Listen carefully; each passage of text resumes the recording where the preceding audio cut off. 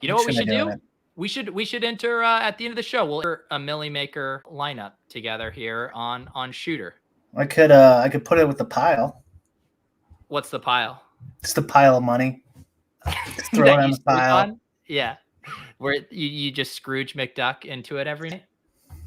Thanks, Shooter. What's that all about? He's just cool. Shooter is cool. I haven't seen Shooter around much lately, but he's back with a vengeance. Hope you're doing well, Shooter.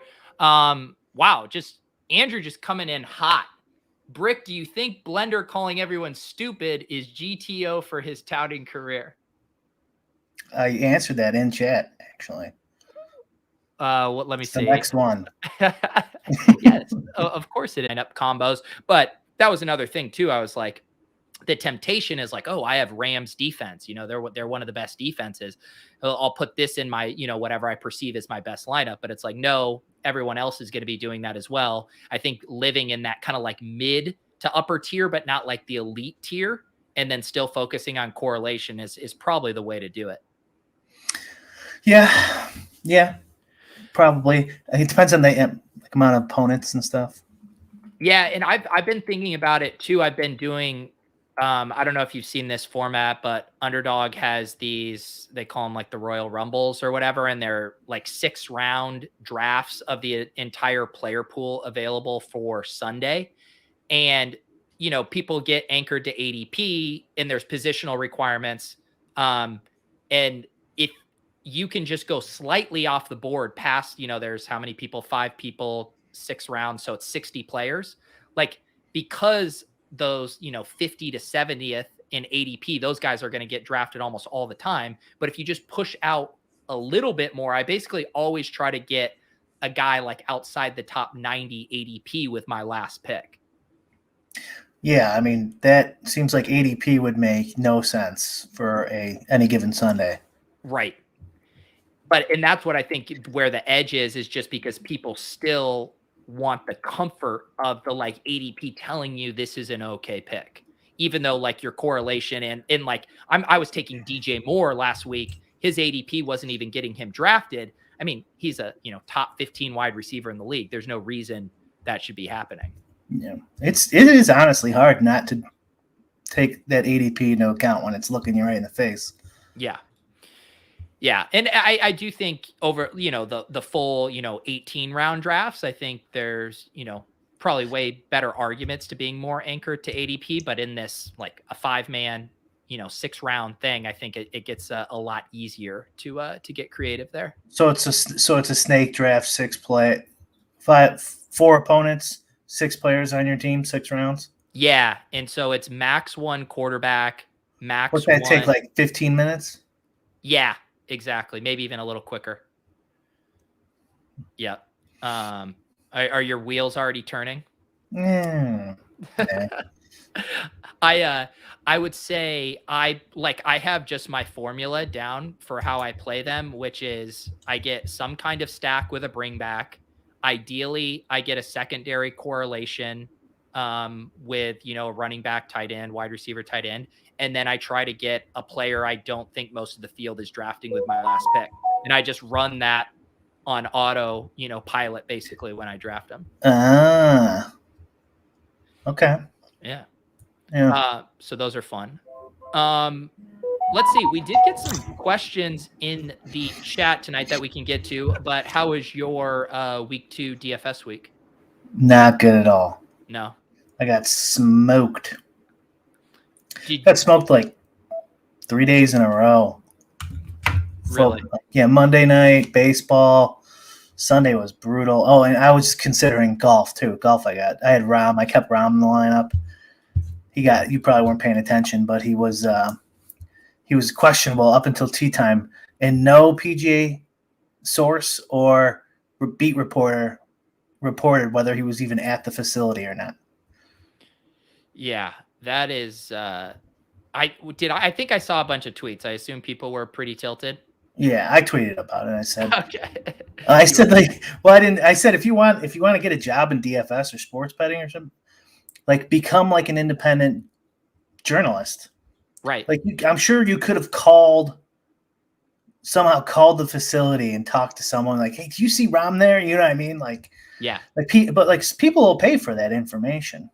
Well, that's what Levitan always says. He always is like, if I had an unlimited budget, he would want to hire, individual fantasy beat reporters for each team, because still, even though these guys kind of know that their bread is getting buttered from the gambling and fantasy audience, they still aren't fully catering their reporting to the exact stuff that fantasy people want. No, not at all. And yeah, the guy who I even made fun of him too on Twitter.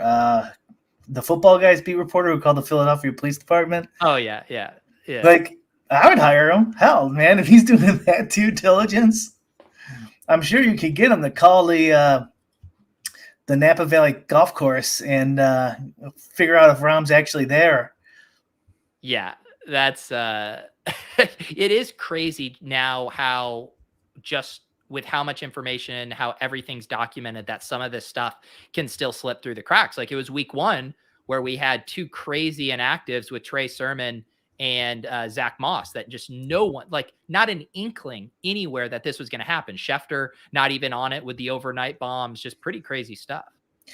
I think it has to be independent too.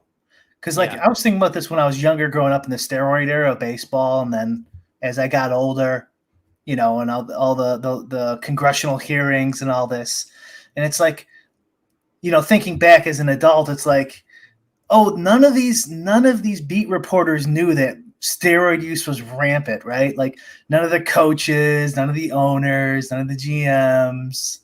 It was all just one big secret that only Jose Canseco did it. And then he got a couple guys, he convinced them, Rafael Palmeiro and Mark McGuire, to do it. But, like, why would the beat reporters know that this was rampant? It's like, I guarantee they all fucking knew. They all fucking knew. Or at least it's like I've never seen him do heroin, like in a rock and roll beat reporter, but I'm pretty sure he's on heroin. Like, you know what I mean? Like, right. It's like, you guys all fucking knew. And then, nothing ever happens to them. And they just keep being the beat reporters now. It's like, fuck you guys. So, like, anyways, that's my point is, like, for the information that we want, like, they got to be independent because, okay, you're not going to get the Woj bombs. Like, you're not going to be everyone's best friend. No. But I don't really give a shit. You know what I mean? Like that, to know that, Chris Paul signed a deal, 10 seconds before everyone else knows it. Like that there's no bearing on my gambling career. It kind of did when he released like picks before the draft and you can bet the live draft. But like besides that, none of that stuff really matters. So you're going to burn bridges, but you're going to find out if Rom is throwing up in the bathroom, if he's sick and he can't play. Like, you know what I mean? He's going to be pissed off that you released that he was throwing up, but but I think it's a little bit of a double-edged sword because how they start to get their access in those inside reports is buddying up and having really good relationships with those guys, where if they're just this true outlaw independent journalist, they're probably that's just going to come out anyways. Like they don't really give us anything anyways.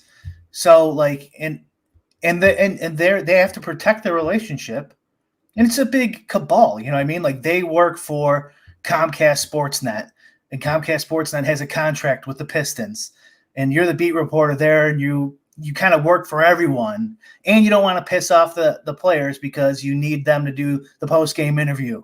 So it's like you can't really give us any good actionable stuff. And like, I don't know, from what I've like read, like the sports betting guys, like the Billy Walters and stuff like that, is they're talking to like clubhouse managers and you know what I mean? Or ticket holders, ex-girlfriends, shit like that. Like, it's like TMZ more than Hollywood Reporter. You know what I'm saying? So like, I'm not sure. Maybe you play the game as long as you can to get inside the velvet rope, but like, you could call the Philadelphia Police Department. You could call the clubhouse. You could, go into the pro shop, whatever, without being employed by the PGA. Right.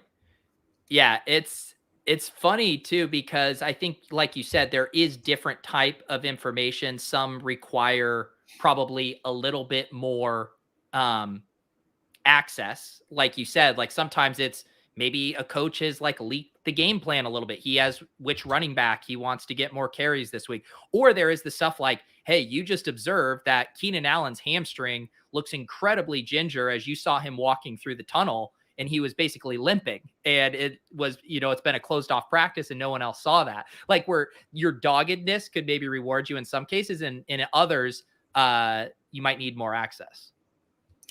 Yeah. I mean, and like if you say the guy's more hurt than he really is, it could hurt his contract. Like, hey man, I'm in my contract year. Like, I don't want him to know about this knee injury, that type of shit. Where the assistant to the team doctor or something like that's like, no, this guy's not gonna play Sunday. Or if he plays, he's gonna be limited. Like, I'm surprised he's even playing. You know what I mean? Like, and then the coaches are gonna just do coach speak during the press conference about the injuries. They're gonna lie and mislead to try to trick the other coaches and stuff. So yeah, I think you can and by the way, this is just like off the top of my head. I'm not a journalist. I don't know any. I'm not, experienced any of this, but someone who's creative and actually has maybe some journalist background, or I don't think you even need it, but if you did go to school for it, they could probably come up with a whole bunch of other ways to find sources and get good information. And then you charge $10 a month and you'll easily get, if you're good, a yearly salary out of that. Yeah, I think it's interesting. Yeah, I think there's definitely room for that. And it's also, I mean, in general, journalism like that is not a very glamorous job right now. The pay isn't great. It requires kind of insane hours and dedication. You do see some guy like Nick Underhill. I believe he used to cover the Saints for one of their big, publications there. And then he went out on his own and started his own Saints site. I think I don't even think he's doing Patreon. I think he has his own subscription service. But because he had a big enough following and he was kind of the voice of record for the Saints, I think it's been successful. So I think, and then he's clearly has good sources and stuff like that. But I think it's tough too. Like, The Athletic kind of tried that, right? Where they kind of had a fantasy spin and they hired all these reporters, but it's just like from a financial standpoint, I don't know how viable it is. I guess fantasy Twitter. Are they kind of ponying up for this service, like a DAO that we all pay for together? Yeah, I think gambling and fantasy Twitter, you could get, if you were good enough, if you were providing good information, because come on, like it's not worth, I don't know, even $50 a month. If this guy gives you one good, he knows Rahm isn't going to play, like that would be well worth it for anyone who plays PGA golf regularly. Right. And that's just one thing, and I mean, maybe not, but also too, it's like maybe the person just wants to get into gambling and sports and DFS and have a following, and he enjoys that, or she. So like, maybe they're not going to make $200,000 a year, but maybe like 30, and that's good enough, and they could do it, part time, or they have a job that gives them the flexibility. Who fuck knows? I don't know. I would like it. Yeah.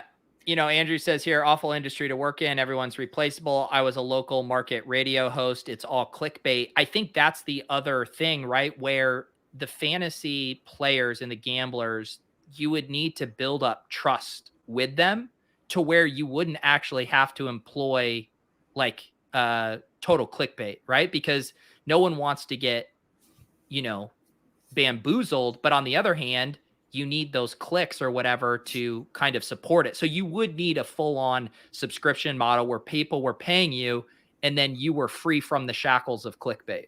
Yeah, I would say, yeah, you need to be free from the sports and media, legacy media companies, to some extent. I mean, this is the way I'd like it to be anyways, is they'd be totally independent on some sort of subscription model, getting paid, who knows, Patreon, voluntary, I don't know, whatever. And then, yeah, they don't have to play the game. Honestly, a TMZ model wasn't that bad. Like, if you know some tip, you call him, he'll give you $100. Yeah. Just be known as that guy getting tips. and you'll get people knocking on your DMs. Yeah, it is Probably tough. 90% of them fake, but Right, and that that's was part what I of was being just a getting. journalist. There is I see these crop up a few times. There's either people within the fantasy space and they'll be like, my source, or even our buddy Crack Rock, who we've drafted fantasy teams with. He's hanging out in the Hamptons and had with Robert Kraft and overheard something over there. And like sometimes they have like this game of telephone vibe to them where like maybe there was a nugget of truth, but by the time it gets to you, it's complete bullshit. Yeah, who knows what they can find out. Yeah.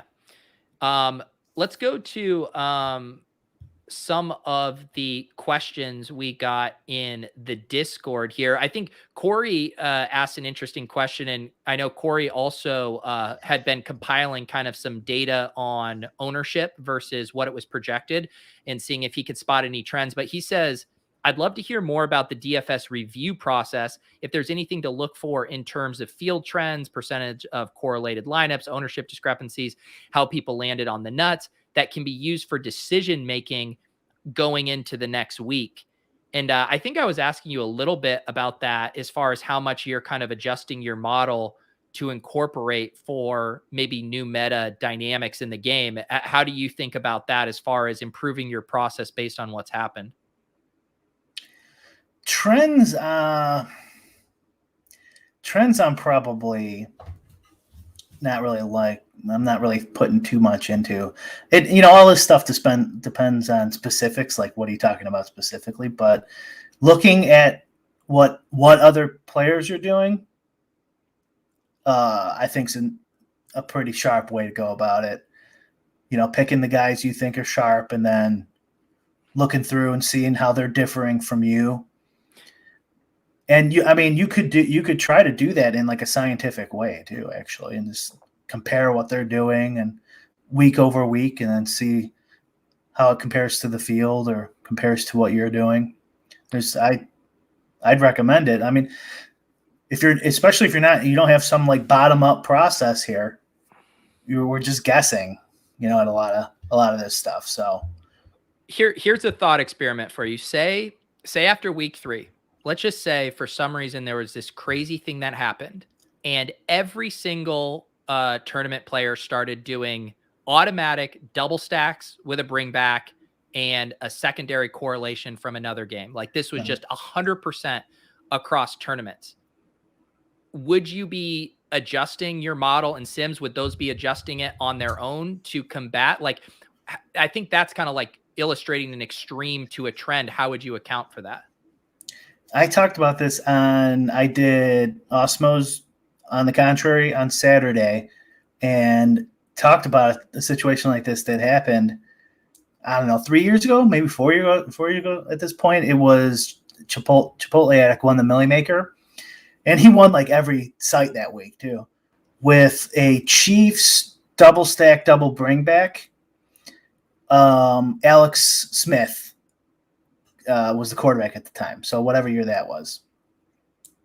And immediately the next week or rest of the season, you saw a whole bunch of double stacks with double bringbacks because, one of the Burrito brothers did it, right? Yeah.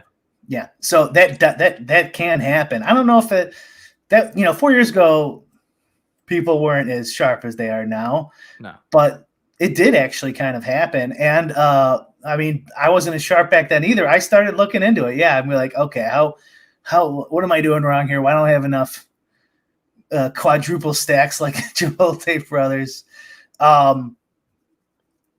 So yeah, if that actually happened, eventually I could figure out a way to take that into account. I probably wouldn't right away though. You would let the trend really kind of firm up and make sure it wasn't noisy. Yeah. So like stacks were known in 2016, but what percentage of the field was actually doing it? I don't remember. Right. It was pretty low. Yeah. And now it's like, okay, 80% of the field does stacks or something. I don't know what it is, but it's high. Yeah. And so, yeah, now you got, okay, now 80% of the field does it. So however you want to adjust for it, then adjust for it. I don't think I would, if everyone just copied Chipotle next week, I don't think I'd be like, okay, let's give it a couple weeks. Gotcha. Oh, I actually did mean to ask you about this from last week specifically because Andrew here's talking about the 4 p.m. and the pivot plays, and it was a huge late swap slate. Did you find yourself? You said you had a rough week. Were you behind enough where you were doing a ton of late swap? Were you already so contrarian with your 4 p.m. plays that you ended up just letting it ride, or how did that work out for you? Yeah, I had a ton of Tampa Bay, and yeah, I had like a lot of 3 p.m. games, anyways. So I didn't really. I like the first half. I was like, yeah, whatever. I got most of my stuff coming at 3 p.m., but it wasn't nearly enough. And I had one Henry lineup. Yeah. And I had a lot of Cooper Kupp too. So were you? I take it you were way under on that chalk Chargers Dallas game. Yeah, I was under on that game, but I was over. No, I had a lot of the Chargers under on the Cowboys, so that didn't help. And I didn't have a ton of Kyler Murray. I'm sorry, Henry. Mm-hmm. And that just ended your week basically for taking down a large field GPP. So how did you end up on lots of Chargers, but then not necessarily playing it like a shootout game stat kind of thing? That's just what it told me. So I don't know why. Not a ton of Chargers, a decent amount though. Yeah. And so when you say that you had a lot of Chargers not count, like I assume did you have like non-bring back a lot of lineups that was like a Charger stack and then no Dallas on the other side kind of thing? Yeah, I don't know what the count was, but yeah, there was both. Yeah, I mean, I had a little bit of Cooper. I've said this over the years. Like, I think it's okay to be under on the chalk. Like, I don't think you have to completely fade it. Yeah. If you're already like way under and you're building all this by hand, then I would probably fade it. Like if I'm building by hand, a guy's 30% owned and I have him in 2%, you might want to just like get rid of that and then try to gamble on a couple other guys. But mine, if my 150th lineup has Amari Cooper in it, I'm just going to play it because that's probably the 150th best lineup with all these interactions taken into account. Yeah. And so I think I've asked you this before, but how much are you utilizing late swap in your 150 set? Not frequently enough. Yeah, a lot of guys are doing that a lot more this year, it feels like. With your setup, are you rerunning a sim with as much results from the 1 p.m. as possible to look at that or no? No, because I have a new setup this year, so it's not fully built out for that yet, but I plan on it. Yeah. That seems tricky too. It's just like, yeah, because there obviously the further along you get, there's more of an information advantage. Then you want to give that information to the sim, but then I'm sure it takes time to run. Then you still have to get the lineups uploaded. Then information might be changing, like a lineup you thought was dust. All of a sudden the guy goes off for a touchdown. Now that changes what the sim would spit out. That seems like a tough moving target. Yeah, it's almost not even worth it. Like, I mean,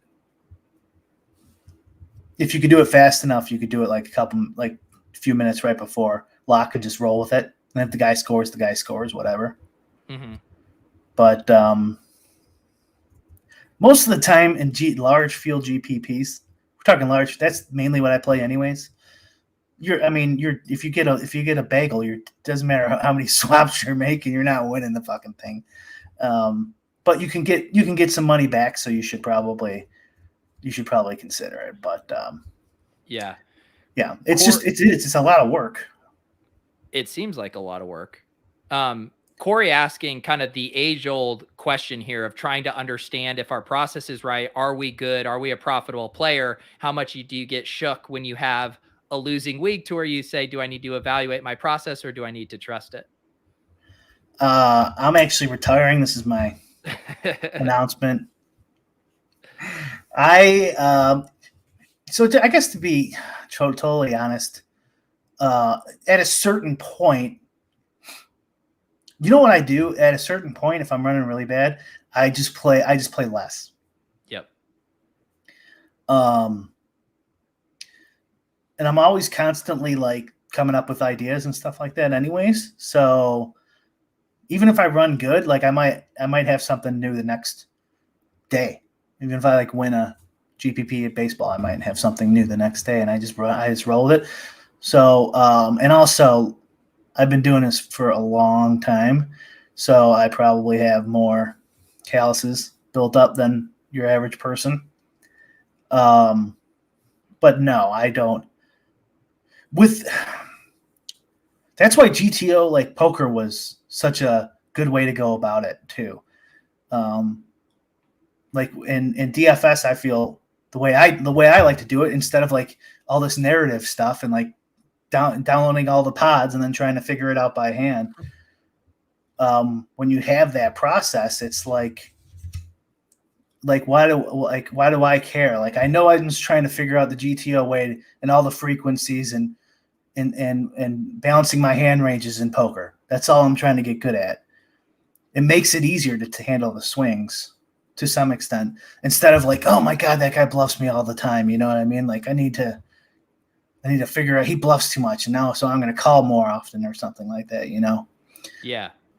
I feel like I know I've talked about this on shows where, last year I think I made good strides where I felt, more confident in my process, to where I didn't like tilt, I tilted in a micro sense specific things, but like I didn't tilt my process or think, oh, I need to start from scratch in the way that's how I used to think. Cause I was always chasing one thing. It was like, oh, I need to have the really low owned one-off guy. And then the next week it was like, oh no, but this is the good chalk. I do need to continue to play good chalk. And it was like, I was chasing that trend. Like you said, the Chipotle bro trend of like, that's what he did. Okay, I need to do that. And I think as long as you can be confident in your process and you've hopefully shown some results, I think you can stay anchored to that and trust that there is so much variance. And if your goal, like I know I'm going about these tournaments, I'm trying to get first place in the SPY. I don't play cash games. I'm trying to build first place lineups, and I know that I can build good lineups and still not even sniff a top 10 all year. Like that's well within the range of outcomes and probably the most likely outcome. Oh yeah, definitely. It's tough. I mean, but doing it that way that you just described, like, can't you see that driving you mad? You know what I mean? Like, oh, what is going on? What's the trends here? I need this one type of thing here. That's why I like doing it. One of the reasons I like doing it from the bottom up is like just let it all pick for me, kind of thing, and then just roll with it. So like I don't care. Like people are like trying to put specific lineups, like I'll just random and throw it in there. You know what I mean? Like it all has a process. Don't get me wrong. I'm not like going insane here, but like it doesn't bother me that much if I put these ones into the 20 max and this other one into the slant, even though, let's say they're the same amount of players, opponents. Like, yeah. I don't care. You know what I mean? Like, oh, okay, I would have won the slant, but I put it in the 20 max. Like you have no control over any of that stuff anyways. But I think a lot of this is just personality and experience too. Like it's just some people just get wrapped up over it. I got some questions in my yeah, go for it. In my YouTube. Fred says he saw Rom warming up 30 minutes before lock. Thanks for telling me now, Fred. Neil says, can you talk about how Run the Sims can help make me a better DFS player? Neil, are you is your pseudonym, is this a pseudonym for Justin? Justin's over here doing he's a paid actor, clearly. I'm on the fence about it. I've tried other projections.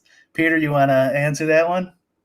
Yeah, so what I've really been enjoying for Run the Sims is basically it's the closest that I can do to get toward Brian's process as a hand builder. Like I'm not smart enough to build my own Sims, and Justin has built a Sim that has a good track record. And what I was doing for these showdown slates and for the main slate is I'm pulling in aggregated ownership data from a few different sources, and I'm comparing that to the Sim results. And I'm using that as just a very simple screener of being like, this is what the field has become confident in.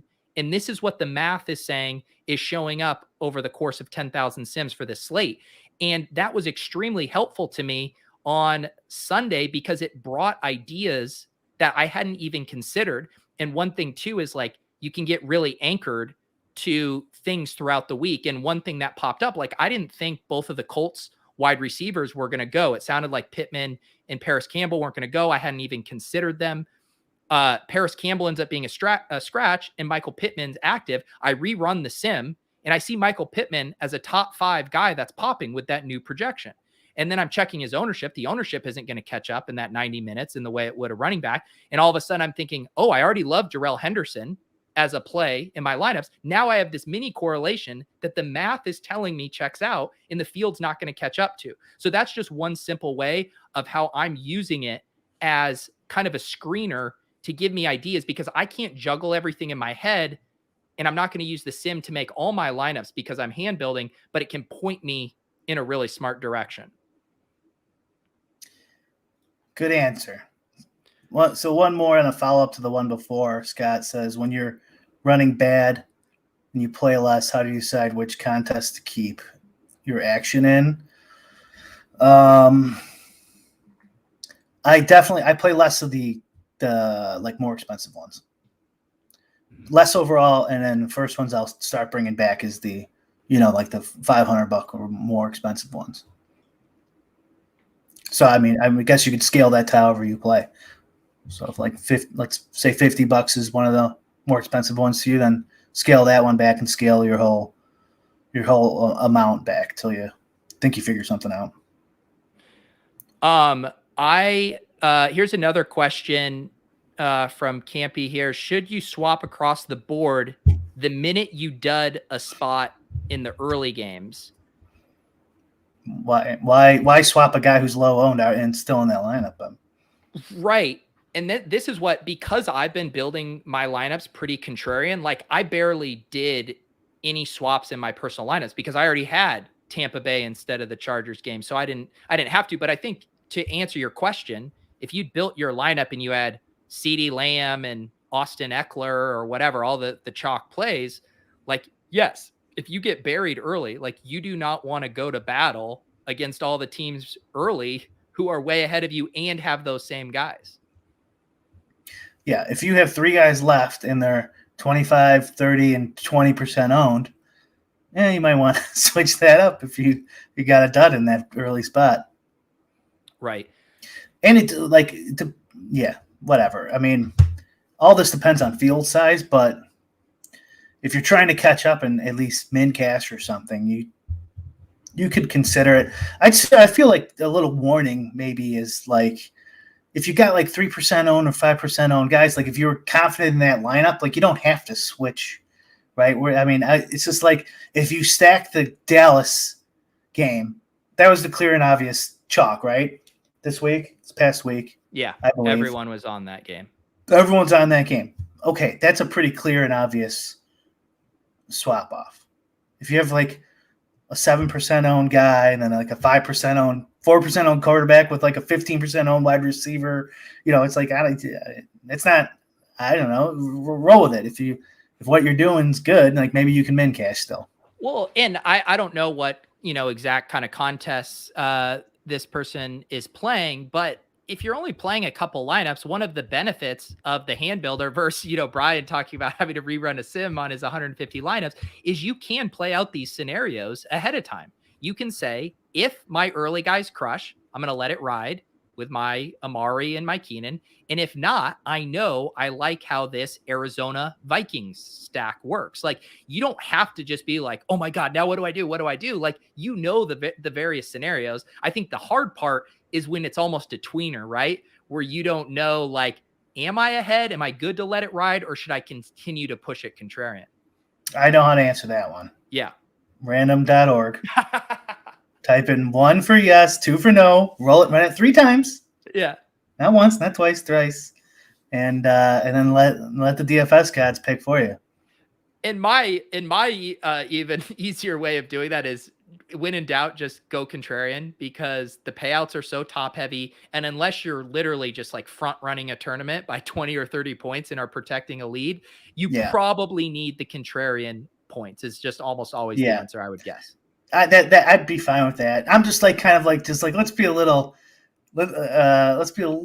cautious here, guys. Like if you got a 4% owned guy with an 8% owned quarterback and like the run back is 7% and you have a dud, You don't have to switch that. Like, if you got the Dallas stack, switch it. And then if you're somewhere in between, either do the contrarian thing or random.org. Like, but I doubt that matters like a ton, really, honestly. Like, yeah. And right? Like if your guy's whatever, 15%, 10, 12% own or something. Well, and we were talking about this again. Another kind of advantage of the hand build too, and playing contrarian is it's you get the information early. So if you eat chalk early, you're not actually getting that much new information, right? It's just like, well, me and the field are now moving on to our 6v6 in the 4 p.m. slate, where if you go contrarian early, not only are you getting the information on what the chalk teams are doing, but you're getting information on how your team is doing. And then you can really make an informed decision. And that's why I think this last slate set up so well to play the contrarian running backs early, fade the Najee, fade who was it? And because that information is just compounded in that case. That's exactly right. Yeah. And if you're chalky early, well, the rest of your players should be, if you're playing a large field GPP, should be pretty contrarian anyways. So why would you fade, switch off of them? And here's another thing too, is the beginning of the season, there's generally more afternoon games, right? We have like 5 or 6 the first day and 4 or 5 last time. It can be 2 sometimes, 2 or 3 a decent amount, unless that's different this year with I don't know, or since COVID. But yeah, I mean, like if you got 2 games left, there's not a lot you could do anyways. Yeah, on a full slate with all the ownership spread out. Let's see. There were a few other questions that I think we got in the Discord. Do you have any others coming in on your chat, Brian? Let me look. No. Let's see. We have a question here from Conman, another kind of review question here. Although I think this is just what we were just discussing. How can one improve their process of playing fading chalk when it comes to players like Kupp and Najee last week, or games like LAC Dallas? Should chalk be considered different in these situations? And I mean, I'll let BRIC go, but just to double down on what we were just saying, I think when the game starts is a very interesting consideration. I'm more willing to consider chalk late because I have more information about my lineup than I am to just blindly eat it early. And this seems like a pre-lock question, like just how do you handle chalk, right? Yeah. Because I'm not understanding the difference between Kupp and Najee and games. Maybe he's talking about like the game stacking versus individual chalk, and should there be a difference there? Because there's a difference between playing Prescott and Cooper versus just a lone Kupp. Mm-hmm.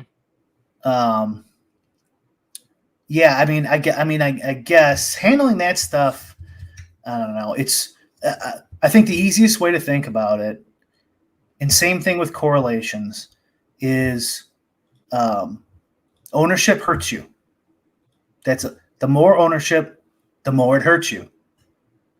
Like you want 0% ownership, right? Now there'd be a reason the guy's 0% owned because he's probably not playing or he's trash. But you would love to have the best play at no ownership. I know that sounds obvious, but if you extrapolate that logically, it's like, okay, any amount of ownership hurts.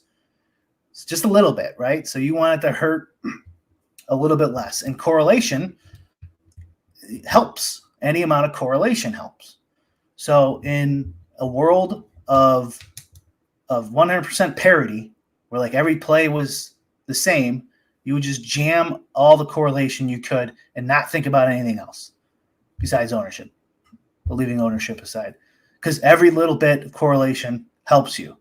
The reason you don't do that is because of ownership, and because every bit of ownership hurts you, and the salaries and fantasy point projections are different. So because it's not 100% parity, the combinations of non-correlated lineups might actually be better. So it's really just because I don't know what to tell. This is kind of our last show, or maybe it was 2 ago, where we were talking about rationalizing this stuff. Is like use the game theory, use it best you can, but like you're guessing, because unless you have some sort of process, you're just like, okay, I know wide receiver and quarterback is good. Okay, how good? So try to answer those questions. Yeah. That's all I can tell you without or just hand build and guess. Either one. Henry or David, this is literally the opposite of what we're saying. We're saying the complete opposite. That it does not matter what kind of play is. If the field, Brian, if I told you this week, Derrick Henry, who looks awesome, is going to be 100% owned, he would be unplayable in your lineups, correct? Yeah. Yes. And so now now that we set that extreme, we're trying to find that line. Okay, he's going to be 50% owned. That means 50% of the time he needs to be in the winning optimal lineup for that to make sense. I think he's trolling. You look at his next one. Okay. It's hard to know because we get some genuine questions. I generally take people in good faith here. That would be either this is his first week ever playing DFS and he somehow found this show, or he's been playing DFS for 10 years and he just knows Henry's chalk every week or just play him. Yeah. One or the other. But I think if you're actually having that conversation in good faith, that's what's interesting, right? At what point are you sacrificing too many projected points to be unique? That's perfect. Yes. And then another thing I say too is, okay, so take what Peter said. At what point? So we know 100's wrong and we know 0's fantastic for Derrick Henry anyways. So at what point do we play him versus not play him versus it's a go to random.org, doesn't matter. And then your process should be sometimes you're over and sometimes you're under. And I know that sounds simple as well compared to what I was saying earlier, but if you're always over on Derrick Henry, like David here, it's not, your process is almost certainly wrong. And if you're always under, your process is almost certainly wrong, because I could see this, like I've talked, a bunch of guys, and like I've seen some guys process where they'll just have under, you know what I mean? Like I'm Mr. Contrarian, and like, that might be better than no strategy, but like some weeks, good plays are good plays. Yep. And so you need some process to tell you that to answer that question that Pete was asking. We know 100's bad and zero's good. At what point do we go over under? And then your process should be sometimes over, under. It might be 75% one way, 25% the other way, but it shouldn't be 100 every week. And I think, a point I've been making recently as I think through this stuff and push to be even more contrarian is sometimes on a showdown slate, when the sites haven't taken our suggestion to have an assistant to the regional captain, and there's only so many possible combinations, and some plays just stand out, generally the quarterbacks, as just incredible plays. You can go to FanDuel where it's even more pronounced because there's less spots and less creativity and options there with it, where you basically are having to sacrifice so many projected points just to be unique. Whereas on these main slates, when we're getting 13 games, I mean, often you're sacrificing like one projected point or even less in a ceiling projection to get a guy that's a fifth of the ownership. To me, it's not even close at that point. Yeah. If it's like less than a point, that's the easiest way to do it. If they're the same, then whatever you have in your head, ownership, correlation, whatever you're thinking, that's your tiebreaker. Like, it's easy. Half a point, pretty damn close. Do it. A point's not nothing. And generally, wouldn't you agree too? Like, there's a few different things that go into why some players get more ownership than others. If we use the example of like perfectly efficient ownership based on the projections, and obviously some of that is math based, like certain players are just going to pop in optimals way more than others. CEH, even though everyone's doubt on him, like at 4,800 this week, he's going to show up in a lot of optimals. Like he's going to catch some ownership, but a lot of it is just narrative driven. And it's like, who are the plays that the touts can tell better stories around than others? And it's a lot easier to build up a convincing case for Austin Eckler coming off of a 9-target game than it is for Jonathan Taylor, who got stuffed at the goal line 3 times. And yet you look at their ceiling projection this week and it's going to be pretty similar. And so then it's just like, okay, now you're paying a premium in ownership because one has a better narrative than the other. Seattle. I bet will be one with Lockett and Metcalf, and their opposite starts here. Yeah. And then the narrative, either one goes off, right? Isn't that one that's been played? And you could even see it in the props too. Like the props will go up and down based on that kind of like recent bias. But yeah, the narratives matter too. Like that'll change ownership. If it's close, go with the game theory. If it's not close, then you want to consider just taking the best plays, I guess, is like the simplest way to determine it. And I don't know what do you what are you supposed to do with that? Like the narratives and stuff. Like what do you think? Like, yeah, to me it goes back to that whole concept of people want to feel comfort when they look at their lineup. They want their lineup to make them feel good, like they're making good decisions. One thing that really helps is if the field or big touts are giving their rubber stamp of approval on that play. It's like, I'm not doing anything crazy. Everyone agrees Cooper Kupp is a great play this week, but then you get into the question, what is your goals? Is your goal to get paid off when you are right? Because if that's your goal, then the entire field or half the field is getting the same similar payoff, and you guys are just moving on to the next 8 spots in your lineup.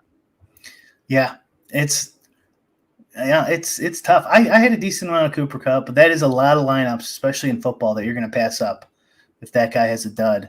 That's another thing just to consider for people who don't play a lot of people who either way, if you play a lot of sports and DFS or just NFL, is the field sizes are way bigger unless you're like going through and picking out like 100 man every week on purpose or something.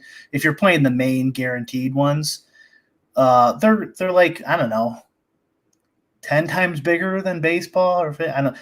Baseball's tonight was 15,000 opponents. That's like nothing, right? Like I guess I can go look right now. But like I'm assuming. So yeah. So for Sunday, the $3 has 693,000 opponents. Right? Yeah. The millionaire, of course, has 265,000 opponents. The slant, this is like one of the most popular, solid payout structures, 52,000 opponents. So you're what, 4 times bigger than baseball? So like if you win baseball once every 3 months or something, now and you get to play every day in baseball. That means you're going to win football's slant every decade. I don't know. Like somebody can do the math there. It's not hard, but like it's right. It's way more opponents and way less opportunities to play. Yeah. So you're going to look like a fool. You're going to look like a fool quite frequently. And it's football, and we're all gambling 10 times as much as we do in the other sports. So you're risking a lot more in a more uncertain environment versus a lot more opponents. So what do you think is going to happen? Yep. Just pray and get lucky. Yeah, and some of these, we're talking pretty macro with this stuff as far as kind of game theory tournament stuff. But as Matt says here, I started doing slightly better than terrible when I started looking for smaller contests. And that could be like your play is not even changing, but right. Your odds are literally getting better by being in a smaller field. Yeah, like let's say you're even, there's no rake. In 100 man, you have 1 in 100 chance taking first. And in the $3, you have 1 in 699,000 chance of taking first. Yeah. What is the lottery? It's better than that, isn't it? It probably is, at least for some kind of payout. Yeah. This is an interesting point, and I certainly get what he's saying here. Certainty and projections matters too. He's basically making the case that it's easier to project quarterbacks, and then the second easiest is running backs, and then third is wide receivers as far as volatility. My only thing is I don't find myself, just because it's easier to project quarterbacks, wanting to eat the chalk there. If anything, the band of performance for the entire lot of quarterbacks is more condensed than the other positions, where it's harder for someone to really separate from the field in a way that Devontae Adams can for wide receivers or Christian McCaffrey can for running backs. But how do you factor in positional variance at all with how contrarian you're being? Yeah, it's baked in there. And I mean, I don't know. That seems kind of backwards to me. Like fading QBs is the original fade that people didn't know. Remember back in the day, quarterbacks would be 35% owned, 45% owned. And then eventually everyone realized, oh shit, quarterbacks don't matter that much. And they started dropping in ownership. And so once the ownership gets to an optimal level, compared to their salary and their points projection. This is my opinion. Ricky D disagrees with me on Twitter. But I don't know. I had a tweet thread on a couple of them on this where we don't want the salaries to be perfect. We don't want DraftKings to have perfect salaries because then nothing matters. Like you could pick either side. It doesn't matter if it's perfect. So like if once ownership gets optimal, like quarterbacks are getting closer to it, like then it doesn't matter what side you pick because you have no edge there because it's at the perfect amount that it should be played. Which is what we've talked about with sports betting, right? Where if you can find what do we call that? The hold is equal VIG? like if the VIG, yeah, where it's like offered 110 on both two different sites. And then because of that, you can basically flip a coin because the market has decided, right?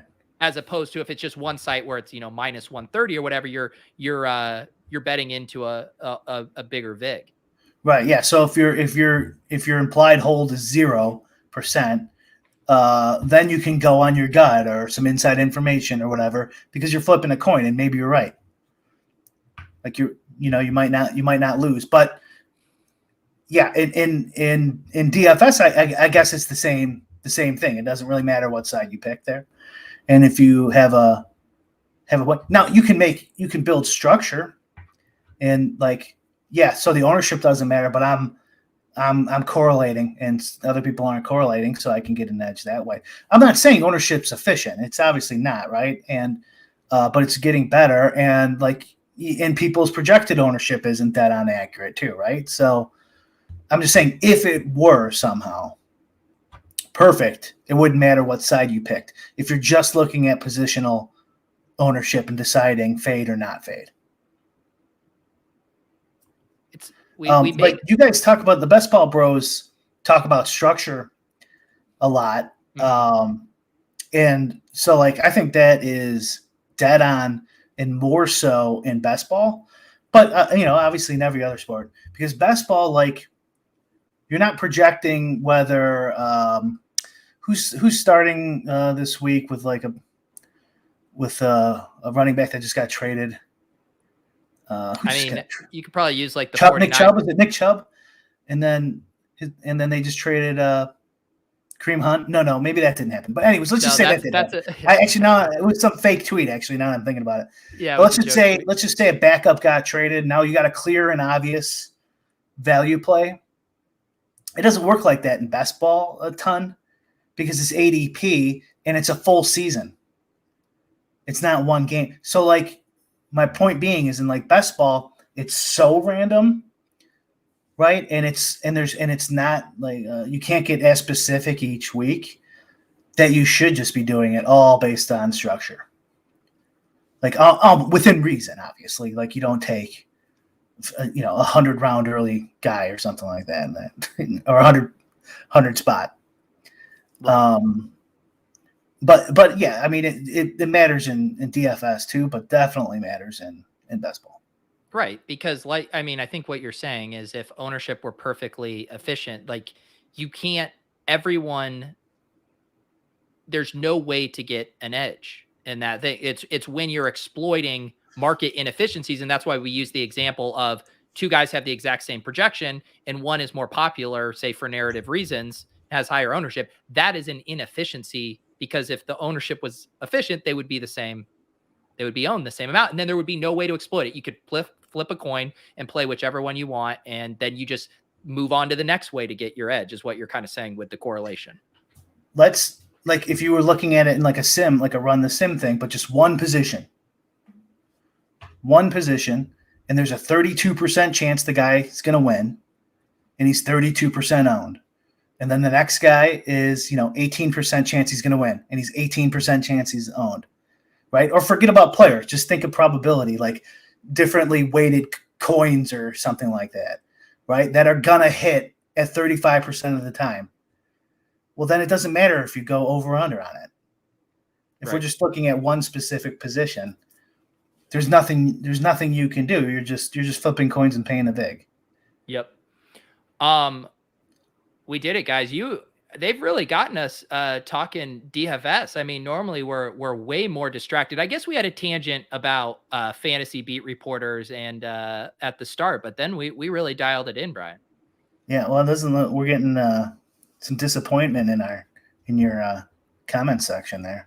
Oh yeah, what are they saying? Oh yeah, here we go. It's Wednesday, and there are no football games today. Disappointed in the lack of Illinois politics talk, gents. Well, you were literally the one who asked us about positional ownership a few minutes ago. So you were the one that sent us down this trajectory.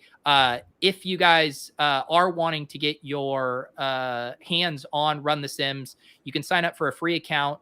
You can check out some of my shows to get a preview of the tools, and then you can use promo code Pete when you sign up. I do really think if you're playing any kind of meaningful volume, both showdown and main slate, that it can really be the next best thing to being as smart as Brian and creating your own simulation. So if you have questions about it, you can ask me about it. I'd be happy to tell you more. And I think you can get a good idea from some of my screen shares on the tools there. Brian, anything else going on in your neck of the woods that you'd like to plug here? I did have something I wanted to plug, and now I can't remember what it was. But something with the app, that your Discord. No, maybe I don't have anything to plug. I guess I'll just plug the regular stuff. So yeah, we got. Hopefully, I should have the props updated on my site for free, BRIC75.com. If anyone wants to tail some prop bets and get banned. Oh, I just thought of something to plug, Brian. I got hoodies up in my store. I have a very clean white hoodie here. If you guys are interested in staying comfy in a nice white Lolz hoodie here. I might have to pick one of those up. Yeah, weather just changed, man. Now all of a sudden it's rainy and cold.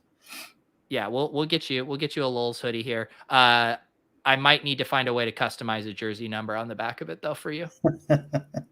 All right, guys, if you want to ever listen to this in audio format, we, of course, get those episodes up promptly on Wednesday evenings. Please subscribe to Brian and my channel if you have not. We will see you guys next Wednesday. Good luck in week 3.